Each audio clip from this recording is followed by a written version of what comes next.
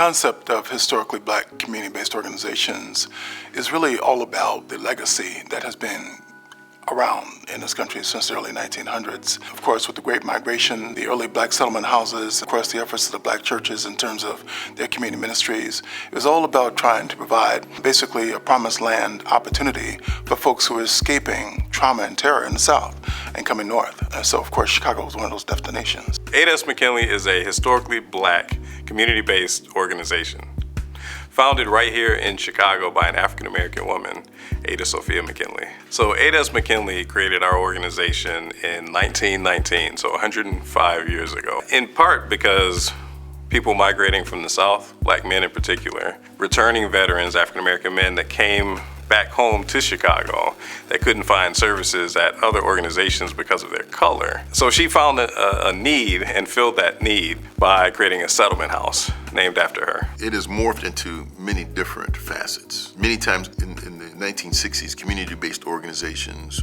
were primarily social service oriented, and they did other things in education and some things in safety, and they were programmatic. One of the things back then was that there was a camaraderie of effort.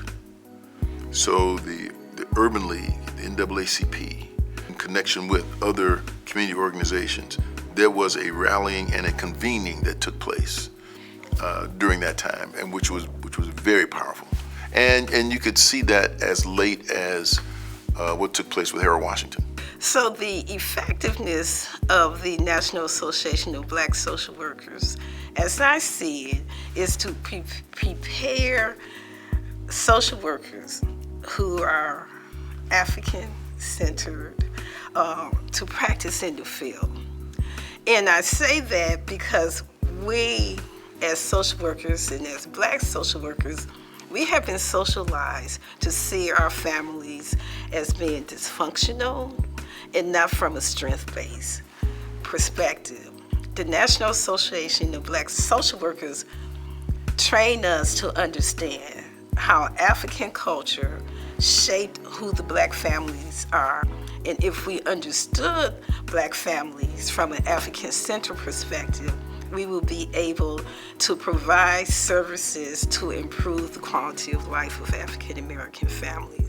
So when you talk about standing in the gap of not just other legacy organizations that are not historically black community-based organizations, but I like to look at what is that gap first. So that gap really is the intersection of employment, healthcare, education, and government.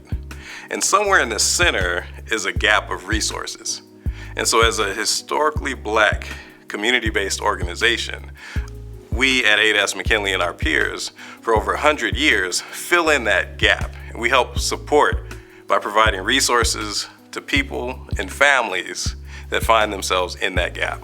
You have organizations where the head is an African American, and that the board members are predominantly African American, and that they serve predominantly African American communities, and that they are located in those communities, and that the staff are predominantly African Americans. Now, I am not saying there's not a role for people from different ethnicities, but I'm saying that the heads and the staff and the leadership are predominantly African American. The conclusion of this is that when we progress and we move forward, it is then the racism that has to catch up with our progress. And where we are today is the racism trying to catch up with our progress, and then trying to take us back to a different time.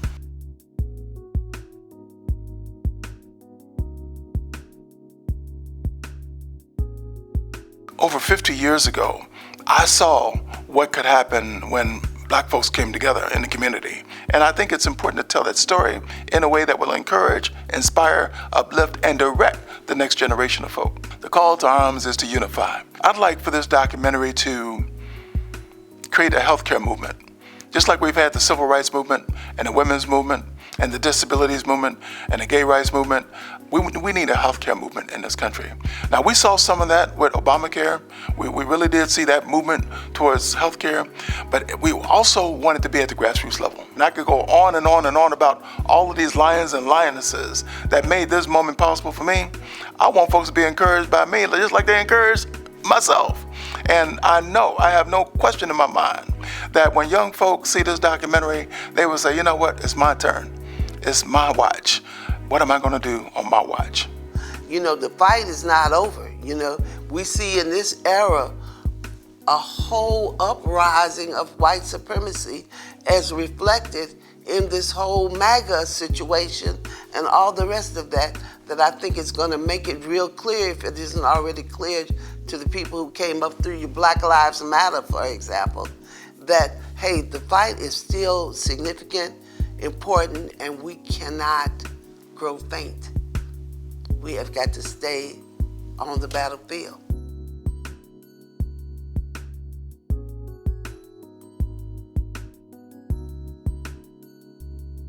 NAFI came into existence in the year 2009. It was a direct result of formerly incarcerated and convicted people that were complaining to me and others about their struggles trying to seek employment and housing because of their convictions. And we called a meeting April of 2009, and 47 convicted felons showed up, and 12 of them were women. And we confronted them that we are the most passive group in this country, that we complain about our circumstances, but we are not in the real fight to change policies, to remove those collateral consequences that impact us, that serve as disabilities so that we can't seek employment. I got involved in the criminal justice system at a very young age. By 1963, at the age of 9, I was on juvenile supervision. At 17, because I went in at 15. When I came out at 17, my peers, they were coming out of high school. They had gotten their Social Security card, driver's license, worked part-time jobs. So when I came out, I couldn't compete with my peers in being rejected because I was labeled a juvenile delinquent. So those opportunities wasn't there for me. So I gravitated to my peers that was in the streets with the same circumstances I had. And that's when I got into hustling. I became a heroin addict. And then all that hustling, that short con just went out the window. I started robbing people then, just refilling. I turned 19, but in between that, going in and out the county jail, you know, for little cases here. And when I turned 19, that's when I caught my case to go to prison. When I got there, a riot happened. This was July 22nd, 1978. A riot happened. Governor Thompson came that night and said they expected the riot a year ago because of the overcrowding conditions of the prison. The prison was designed to house 600 inmates, but on the day of the rebellion, there was over 2,000 inmates. There was even complaints from officers based on the conditions they had to work under. But then when the Illinois Department of Law Enforcement did the investigation, they said it was a gang takeover. So we were clearly scapegoated. And they came in, this happened July 22nd, 1978. They hit my cell October 14th, 1978. So I was on the institution transfer. I was happy because I knew someone was gonna get held accountable for those guards that got killed. There were 3 white guards. And when I got on that bus and I saw all the gang leaders that was in that prison at that time on that bus, and I was a gang leader, they shipped us from Pontiac Prison to Stateville Maximum Security Prison. They had just brought the death penalty back to the state of Illinois, and they housed us on death row. And then the brothers behind the walls, they all came together, all the different mobs, and supported us. And then the brothers on the streets, they all came together and demonstrated with our families. Even our families formed an organization called CEF, Concerned Family Friends of Prisoners. Our hero was at that time Congressman Harold Washington. Went to Springfield and showed them that by law, because we were indigent and we couldn't afford attorneys, that the state is obligated to pay our attorney of our choice $30 an hour in court and it's like $20 an hour out of court. So he went to Springfield and had them allocate us $175,000 for our defense. And as time went on, started winding down, he got us another $60,000 for our defense. So he was like our hero. Him and Peggy Smith Martin, who was a prison activist, you know, that prison reform person. They the ones like our heroes to help us, right? But as God have it, we all got acquitted. Our communities are under attack. There was a study in New York called $1 Million Block, showed that this one block, the state grossed $1 million a year off of this one block where people go to jail. They brought that study to Chicago, right up here on Cicero and Adams. And they showed that annually they gross $1.7 million a year off the people that get incarcerated off that one block.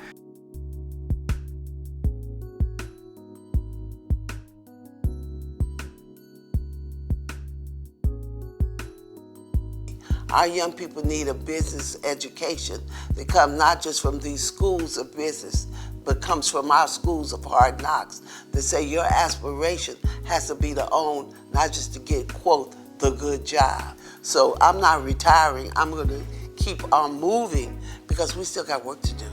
So we have to begin to build diversity that we didn't have before. The diversity of our society that says, what do we want for our children? And it comes into 4 areas. There are only 4 elements to a strong community: education, safety, economic development, and health and human services. If you have strong economic development and strong education, you will tend to have low safety needs and low human service needs. If you got low economic development and low education, you will have high safety needs and high human service needs. So the value of you coming and taking our stories is that it reminds me of the television program back in the 50s and 60s. And I think there's 8 million stories in the Naked City, and this has been one. And by you coming here, or by me being with you telling the story, we're providing a historical record and also a visual representation and narrative for people to hear and see who we are as social workers, as human services providers, and also to learn from our stories. I didn't get here by myself. There was some struggles, there was some loss, but people need to know that they can make it, that they can overcome, not someday, but they can overcome today.